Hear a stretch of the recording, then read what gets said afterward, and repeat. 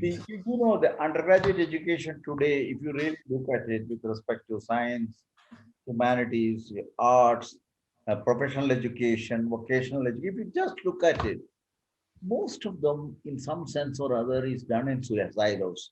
There is not much of a crosstalk. This is one of the areas where we would like to have more of crosstalk in education rather than in places where we don't have to have crosstalk. But this is something on which we should have, which is lacking very much. And so, one of the things that we debated considerably is to how to bring a real knowledge spectrum into the undergraduate education, where the youngsters will benefit out of several developments that are taking place across the disciplines and which will guide even the very disciplined study or the silo study they may undertake as a major or a minor, but which will have to really relate in terms of its effectiveness. We want to improve the effectiveness of that knowledge, how the subjects which are adjacent to them, for example, physics with mathematics, or chemistry with certain other aspects, or philosophy with certain aspects of humanity.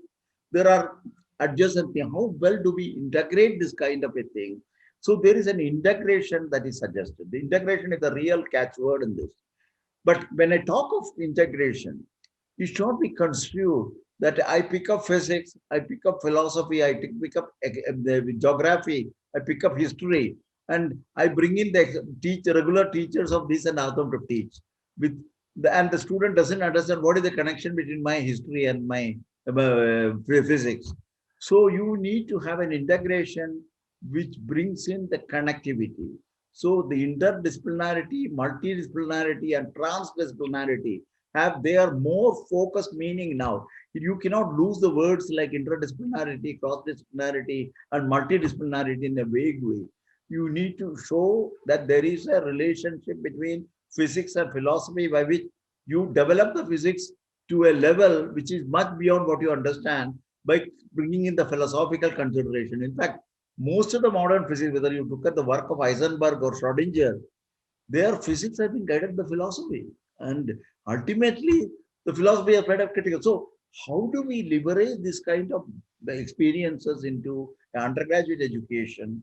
You have a foundational thing which is a liberal education where you try to bring in the best. The catchword is you bring in the best of the intellectual, aesthetic, social, physical, emotional, and moral in an integrated manner. So this cannot be just done by learning physics in undergraduate or learning mathematics alone. That is why you need to cut across the fields. Arts, humanities, languages, sciences, social sciences, professional, technical, vocational, they have to all find some way or other place in the undergraduate education in a holistic approach to learning system. And then you go the other aspects of social, ethical aspects of engagement and things of that kind. There is the second part of it. Therefore, a holistic education shall be in the long term the approach to all the undergraduate. We have recommended that all the undergraduate program, whether it is related to sciences, whether it is humanities, whether it is arts, whether it is professional or vocational, have to find an integration at the undergraduate level where you get the best of the knowledge and then also understand the connectivity of the knowledge with the area in which you want to pursue your profession. So this is the most, this thing, we have made a very strong plea for this. And I think the government has appreciated the fact that you may not call them as a liberal education, but it is certainly a liberal arts education. And it will be connected with all the subjects across the disciplines and thereby create a holistic approach. And the holistic approach create a well-rounded person. Well-rounded person is the one that you are able to do not only the work which is related to your area, but you have ability to originality, ability to communicate, the skills to communicate, the ability to create, be innovative, ability to see new ideas and out of box thinking. There are things which naturally come out because you have learned more than one subject in this. And this is precisely what we are recommended. We think this is a very major change. The other part of it is because there are going to be multiplicity of disciplines, multiplicity of institutions are likely to be there. NIIT will certainly see whether there's a very good institution around who can also partner with it and to create this holistic approach. So there is a need for what you call as an ABC credit system. I don't want to go into the details of that.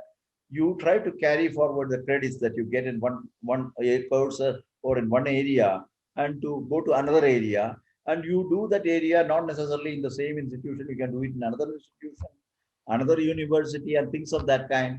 But there is a provision for carrying forward the MBA credit. You can do it at any point you want, any time you want, any place you want, any subject you want. And so there is a tremendous, you wanted about the flexibility part of it. The youngster today is not going to be faced with the idea that if he loses his educational opportunity, that age of the so-called age in which undergraduation takes place or the graduation takes place, if 10 years later he suddenly wakes up, no, I should learn a little bit more philosophy because I think that comes into my present profession. He will go and 6 months learn a quick philosophy, get a credit out of that, and then come back to the profession. This provision exists in the field. So there is a tremendous flexibility across the discipline, across the institution, across the universities, and there is also no distinction between private and public. I also want to emphasize this aspect of it. It is not that only the public funded institution will engage themselves, the private will try to do something. There is no, we have not made any, one of the important thing we thought is we should allow the free flow of interaction between private and public system because it contains the underlying importance of education. It's not because of any other reason. And I'm sure institutions like yours will certainly have their role, obviously, because you bubble with ideas, but where do you let loose? So here we are giving you the chance.